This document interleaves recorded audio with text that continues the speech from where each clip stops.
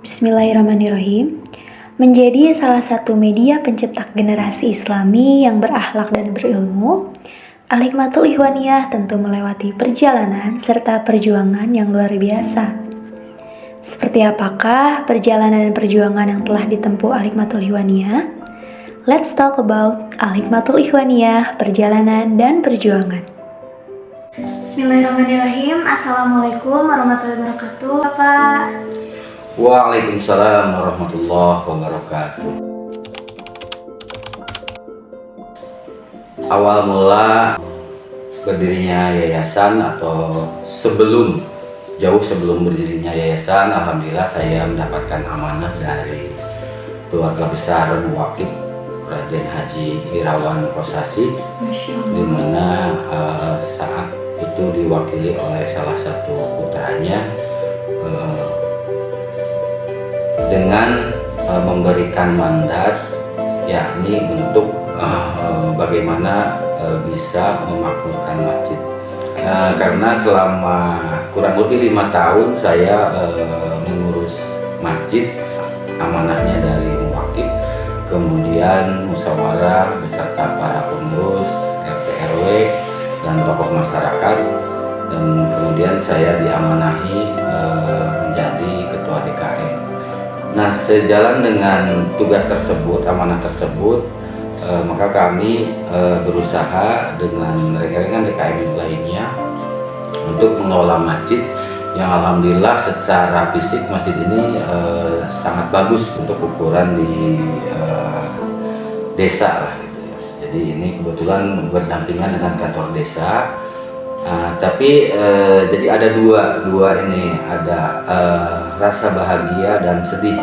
Bahagianya manakala kita sudah mendapatkan fasilitas berupa masjid yang sangat bagus, yang dimana untuk membangun sarana masjid itu tentu diperlukan anggaran yang begitu besar. Nah, dan sedihnya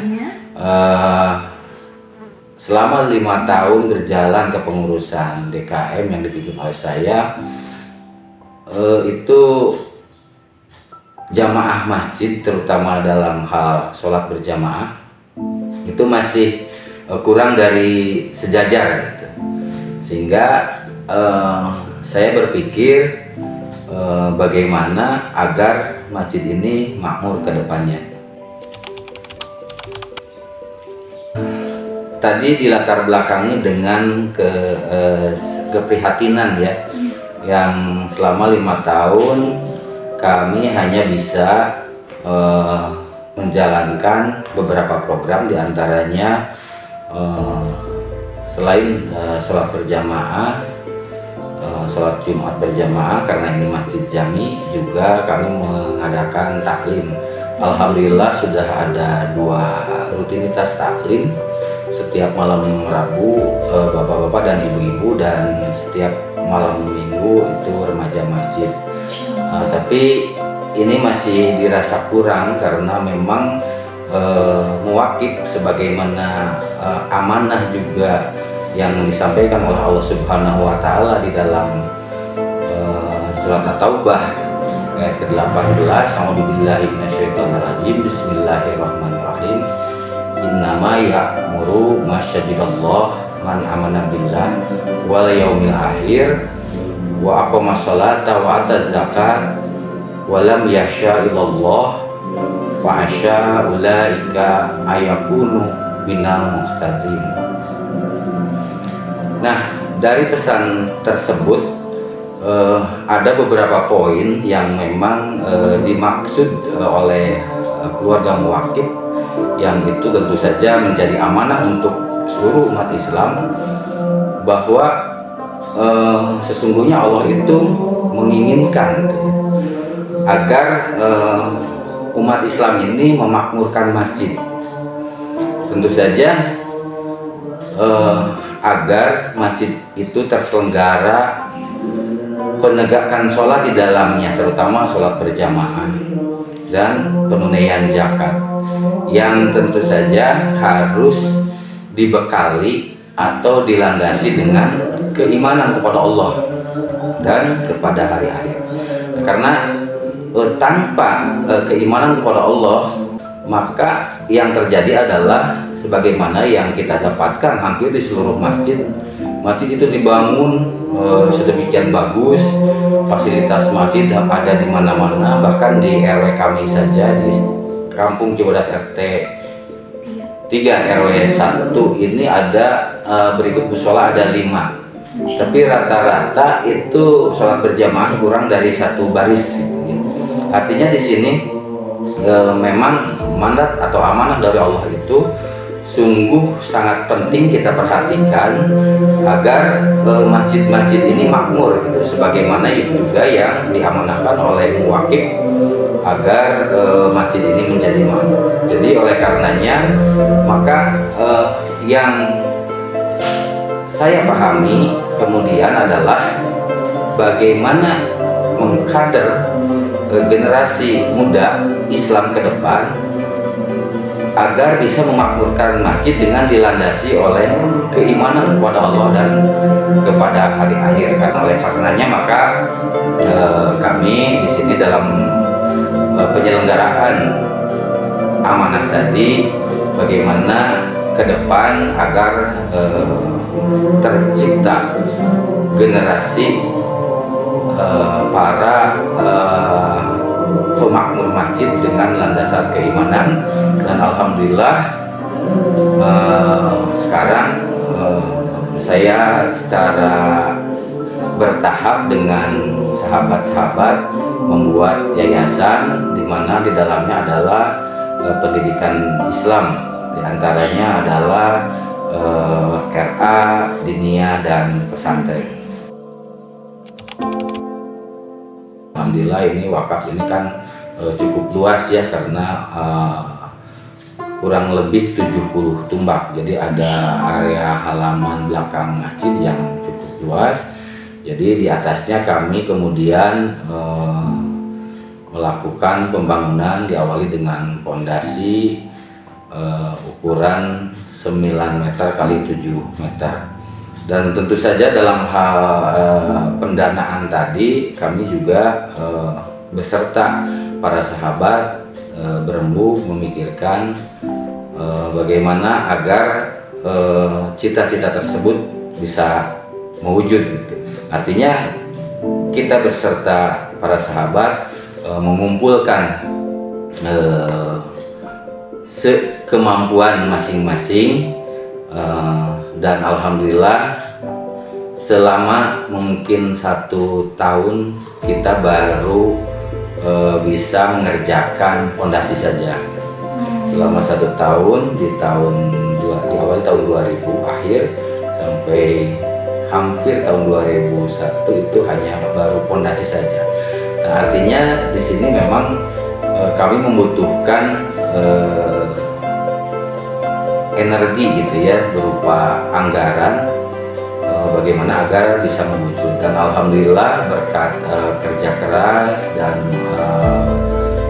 takdir dari Allah Subhanahu wa Ta'ala, rahmat pertolongan Allah melalui para donatur, melalui pada rekan-rekan, karena rekan-rekan para sahabat terus melobi sahabat-sahabatnya juga, dan alhamdulillah secara swadaya kami 1 tahun kemudian bisa menyelesaikan pembangunan pesantren tahap pertama yang di atas lahan tadi 9 kali 17 meter.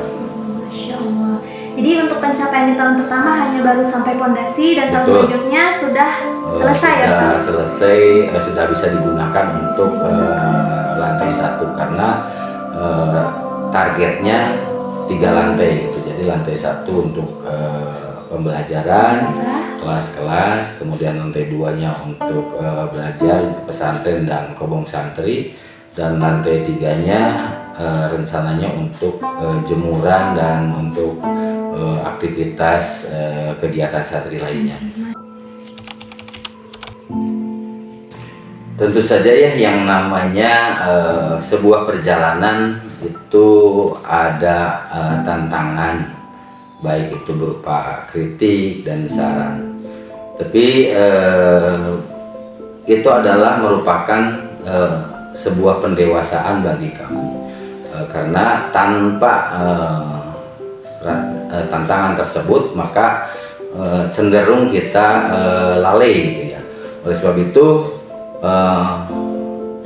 kemudian ini saya sikapi sebagai proses pendewasaan dari Allah Subhanahu wa Ta'ala. Jadi kami tidak terlalu khawatir dengan yang tadi disebutkan sebagai tantangan atau perbedaan, karena perbedaan-perbedaan itu mesti adanya, gitu. Memang harus ada. Itu saya jadikan sebagai hasanah, instrumen dalam sebuah perjalanan. Dan yang saya khawatirkan itu adalah bagaimana nanti ke depan, justru yang paling saya khawatirkan setelah saya tidak ada atau setelah saya dipanggil oleh Allah Subhanahu wa Ta'ala, bagaimana generasi berikut mencatat tentang perjalanan kami dan rekan-rekan dalam mengemban sebuah amanah tersebut. Jadi tidak ada rintangan terberat karena semuanya diserahkan kepada Allah ya Pak? Betul. Jadi kita kan hanya menjalankan perintah Allah dalam rangka menolong agama Allah, dan janji Allah itu Allah akan menolong siapapun yang menolong agama Allah. Sebagaimana yang tadi disampaikan dalam surat At-Taubah ayat ke-18, ya targetnya adalah agar kamu mendapat petunjuk. Jadi ini adalah mudah-mudahan dalam kalimat terakhir surat At-Taubah tadi, mudah-mudahan kamu mendapat petunjuk. Nah, artinya saya definisikan bahwa petunjuk ini adalah sebuah karunia yang sangat besar di atas seluruh karunia. Karena tanpa petunjuk manusia hidupnya akan linglung, gitu, akan tidak ada arahan. Tidak terarah. Artinya mereka hanya meraba-raba, gitu. Meraba-raba tentang konsep hidup, meraba-raba tentang apa yang mesti kita tuju, dan seperti apa perjalanan yang harus kita tempuh. Nah, oleh karenanya kan di dalam surat At-Taubah tadi disebutkan bahwa mudah-mudahan kamu mendapat petunjuk. Artinya tahapannya seperti yang sudah kami lakukan, yaitu pertama kaderisasi penanaman tentang keimanan, karena ini sangat penting, keimanan kepada Allah, keimanan kepada hari akhir. Karena di masyarakat secara umum faktor keimanan kepada Allah dan kepada hari akhir, terutama generasi muda sekarang, itu mungkin bukan sesuatu hal yang penting, sehingga mereka kemudian terjebak kepada rutinitas yang tidak mengarah kepada ibadah. Oleh karenanya targetnya adalah tadi supaya mendapatkan petunjuk.